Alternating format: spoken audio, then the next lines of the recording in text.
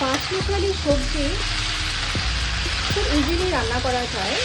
প্রথমে আপনি সর্ষের তেলের মধ্যে আপনি 5 ফোড়ন দেবেন, একটু বেশি করে 5 ফোড়নটা দেবেন।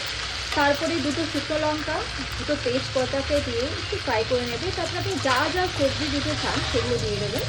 তারপরে এতে জাস্ট নুন দেবেন আর একটু হলুদ দেবেন, এতে আর কোনো মশলা না। আর সবজিটা যখন কষিয়ে নেবেন ভালো করে, সবজিটা যখন একটু নরম হয়ে যাবে তাতে আপনি জল দিয়ে দেবেন। জল দেওয়ার পরে এটাকে একটু সেদ্ধ হতে দেবেন। আমি যেমন জল দিয়ে দিলাম, জলটা দেওয়ার পরে এটাকে আমি সেদ্ধ হতে দেবো ভালো করে। ব্যাস, আর স্বাদ মতন একটু চিনি দিয়ে দেবেন। এটা নিরামিষ সবজি, এটা আপনি রুটির সাথে ভাতের সাথে খেতে পারেন।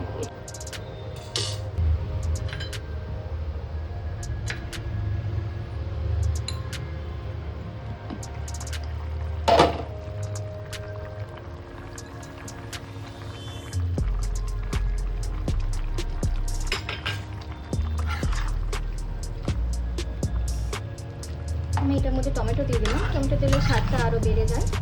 ঠিক আছে, ঝালটা আপনারা আপনাদের মতন দিয়ে দেবেন। কাঁচা লঙ্কা, শুকনো লঙ্কা এটাতে যাবে না। অনেকে এটার মধ্যে বড়ি দেয়, বাট আমার কাছে বড়ি নেই আজকে, তার জন্য আমি বড়িটা দিতে পারলাম না। বড়ি দিলে আরও টেস্টি হয় খেতে। আর এটা যখন শুকিয়ে যাবে জলটা, তখন আমি একটুখানি সামান্য চিনি দিয়ে এটাকে নামাবো, বিকজ এটা নিরামিষ তরকারি, তো এটাতে একটু চিনি লাগে।